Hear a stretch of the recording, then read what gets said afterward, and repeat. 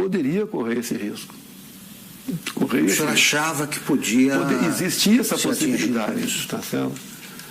Porque eu estava abusando, né? Que se você vê as tomadas de aeroporto, muita coisa poderia acontecer. E eu falava para o pessoal de segurança do meu lado, que essa possibilidade ia se aumentar a partir do momento que minha popularidade ia crescendo. Porque eu estou crescendo da onde, Augusto? Qual o tamanho do meu partido? Qual é o nosso fundo partidário? Eu costumo dizer, é verdade, quer ver? Você pontou aqui, tem 10 pessoas, 15 que trabalham comigo, a maioria voluntários. A minha equipe de política, ela é menor que a equipe da Polícia Federal, que por lei está à minha disposição. Deputado, o senhor acha que o autor do atentado, o Adélio Bispo de Oliveira, agiu sozinho? Eu acredito que não. Ele não é tão inteligente assim, não. Né? Que um ato como aquele, a tendência natural é ser linchado. Então ele foi para cumprir a missão, quase que na certeza que não seria como. Teria gente ao lado dele. E isso realmente, pelo que eu ouvi dizer, não tenho certeza ainda, a Polícia Civil lá de Juiz de Fora está bem mais avançada que a Polícia Federal. Porque o depoimento que eu vi do delegado da PF que está conduzindo o caso, realmente um depoimento para abafar o caso. Eu lamento o que eu ouvi ele falando, dá a entender até que age em parte como uma defesa do criminoso. Então, isso não pode acontecer. Eu não quero que inventem um responsável, longe disso. Quer que apurem o caso. Eu falar que tal partida, tal não sei o quê, não. Dá para apurar o caso. Dá para apurar. Tem uma passagem dele pela Câmara, ou melhor, uma passagem falsa dele pela Câmara, no dia 6 de setembro. Quando tu vai na Câmara, Augusto, você se identifica, eu estou no anexo 4, no gabinete tal. É fotografado. É fotografado. Então, quem foi que... Isso seria um álibi no futuro. Que se não fosse pego ali, não, ele esteve na Câmara. Então, a Câmara dos Deputados, estou também junto ao pessoal do meu gabinete, a Polícia Legislativa trabalha com muita lisura, tenho muita amizade. A imprensa tem que apurar. A imprensa tem que apurar. Sabe que tem parte da imprensa que tenta acalmar o negócio ali, né? Mas tem que apurar. Porque o que está em jogo é o poder. Eu, chegando lá, nós quebraremos o sistema. Não é na ignorância, não. É na lei. Deputado, aliás, que tipo de castigo o senhor acha que o seu agressor merece? É uma tentativa de homicídio, né? Tem que ser o que está na lei. No Brasil não existe pena acima de 30 anos. Agora, eu costumo dizer muitas vezes, tentativa de homicídio, ou seja, eu estou vivo por milagre. Por que a pena dele tem que ser abaixo de um homicídio em si? Vamos mudar isso no futuro, se Deus quiser, caso seja presidente. E mais ainda, acabarmos com progressão de pena. E não ficar dando ouvido a entidades de direitos humanos que o presidiário vive em más condições. Quem estaria em péssimas condições de dia seria minha família se eu tivesse morrido. O senhor acha, para evocar argumentos invocados por adversários, que essa pregação do senhor contribuiu para a radicalização que teria levado a esse tipo de ato, de atentado? Como é que o senhor vê esse argumento? Exatamente o contrário. Eu sou vítima daquilo que eu combato.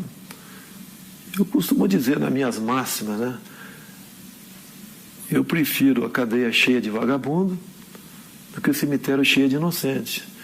Eu tenho projetos em Brasília, muitos deles inspirados na legislação de alguns estados norte-americanos, como, por exemplo, a lei dos 3 crimes. Lá, Augusto, se o elemento comete 3 crimes, não interessa quais sejam, tem estados que você começa com 25 anos, inafiançado, não, sem progressão.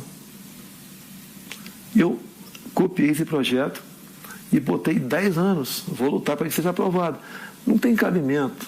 Você pega um elemento, às vezes, cometer um crime bárbaro aí você vai na ficha criminal dele, tem 50 passagens pela polícia. O cara cometeu 3 crimes, 10 anos sem progressão. Saiu feio de novo, passa para 20. O ser humano só respeita o que ele teme. Se cometer crime, a punição é quase inexistente. É um estímulo para você ser criminoso. Um exemplo que tenho falado muito é de uma deputada federal, uma japonesinha aqui de São Paulo. Ela teve uns 15 anos atrás o filho de 8 anos sequestrado e executado em cativeiro. Já imaginou alguém matando uma criança de 8 anos de idade em cativeiro? Você é pai, você é mãe, imagine uma situação dessa. O elemento foi pego logo depois. Era um ex-funcionário dela. Foi condenado à pena máxima, mas depois de 6 anos foi para o semiaberto. Estou vendo que o senhor está entusiasmado com o programa de governo, aí, mas eu quero ainda resgatar esse fato. Eu posso dar, só para dar uma claro. Eu quero dar um depoimento aqui do sofrimento, da angústia nossa quando aconteceu. Eu ia te perguntar como é que foi vista a coisa do outro lado, ali. Meu irmão, ao lado e do outro lado. Meu irmão Carlos está acompanhando meu pai direto nessa agenda, dando suporte para ele, importantíssimo, né? E eu fiquei sabendo por um jornalista. Eu estava sendo a sessão na LERJ, me ligou, seu pai está bem? Eu fiquei sabendo que tentaram dar uma facada nele lá em Juiz de Fora. Você estava onde? Eu estava na LERJ. Aí quando ele percebeu que eu não sabia o que tinha acontecido, ele falou assim para mim, pode ficar tranquilo que, pelo que eu sei, não foi nada grave não. Foi um sentimento que eu não tinha sentido antes. Eu subi, fui no gabinete de um deputado, que eu estava indo para conversar com ele, um deputado evangélico. Rapaz, quando eu cheguei lá, tinha uns 15 pastores no gabinete dele. E eu não sei porque eu sabia, me deu vontade, eu comecei a chorar muito, explicando o que tinha acontecido, sem saber o que tinha acontecido, né?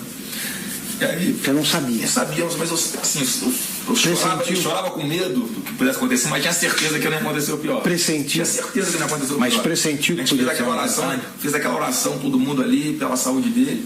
Eu entrei no carro, foram as horas mais longas da minha vida no trânsito, que era a véspera de feriado. E aí eu sabia assim, meu irmão tá lá com ele, tá bem cuidado, tá num bom hospital.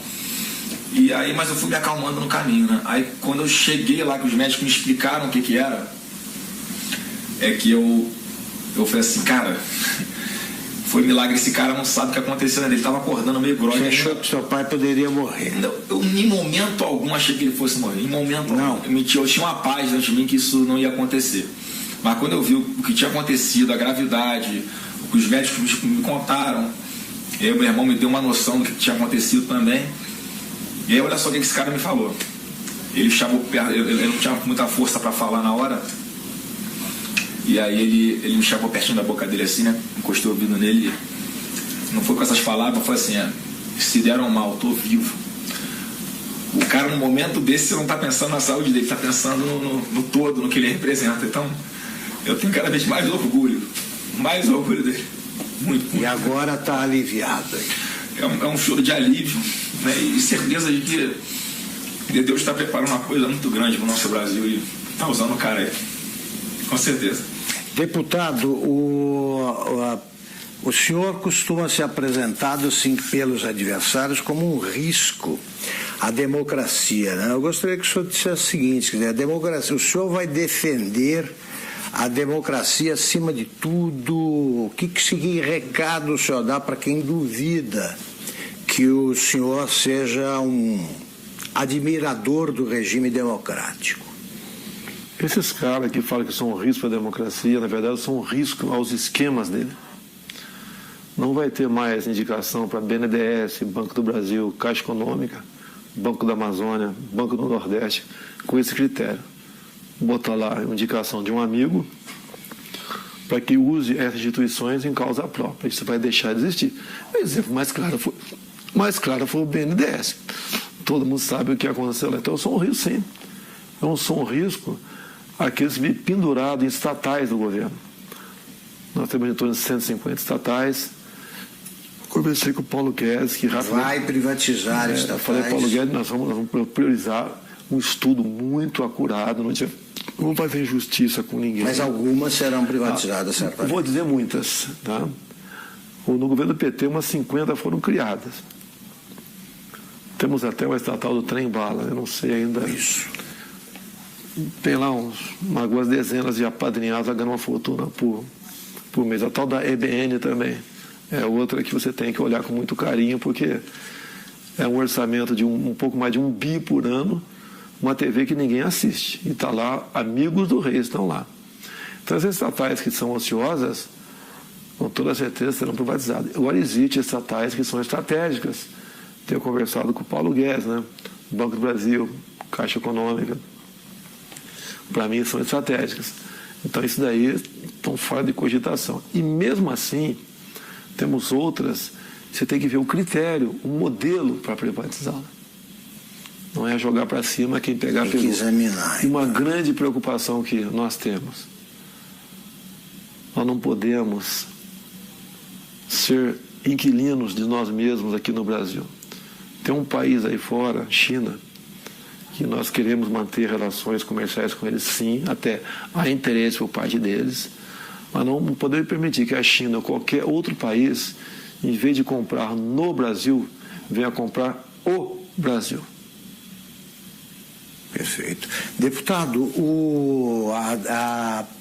a ex-senadora Marina Silva diz o seguinte, que a prova de que as ideias do deputado Jair Bolsonaro não funcionam, a prova disso foi o próprio atentado, porque tanta gente protegendo não conseguiu impedir que o ataque acontecesse.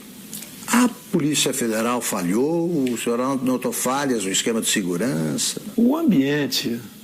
Não tem como você ter um sistema de segurança perfeito. É um tumulto ali, né? Eu vejo pela televisão. E eu sempre falava com eles da possibilidade, né, crescente disso acontecer, tendo em vista o nosso crescimento junto à opinião pública. Então, eu não culpo a Polícia Federal, não. Eles até ajudaram muito com os policiais militares do Rio que estavam comigo lá. Isso vai evitar, evidentemente, esse tipo de manifestação. Não, eu até as eleições... Eu estou em alta até o dia 31. Sim. E a recomendação, eu não posso sair de casa. Se eu levar um esbarrão na rua, com a situação que eu estou aqui, pode botar tudo a perder. Então eu não posso ir para a rua, realmente. Eu peço a compreensão dos amigos. Pretendo, a partir do dia 1º, agora, em todo o horário eleitoral gratuito, fazer uma live e conversar com o pessoal sobre as eleições. A última que fizemos, chegou a live, né, ao vivo, está 275 mil pessoas presentes. Então está com uma aceitação muito boa, porque eles acreditam que a nossa proposta sempre é a verdade acima de tudo. E o Brasil também, né, como o nosso alvo principal, ninguém entende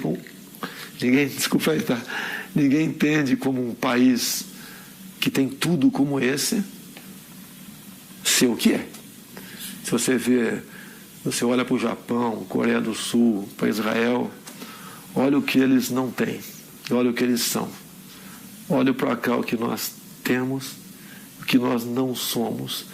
Agora, a solução disso passa pela não aceitação da indicação política. O senhor pode chegar à presidência sem equipe e sem gente até para compor o ministério. O senhor vai aceitar a adesão o que o senhor vai estabelecer como pré-requisitos para aceitar o apoio de outro partido? O senhor aceitaria do Centrão, por exemplo? Não vai existir isso aí, Augusto. Não vou dizer que tem bons parlamentares em vários partidos e tem gente honesta dentro da Câmara também, tá? Mas não será esse o critério, é a competência.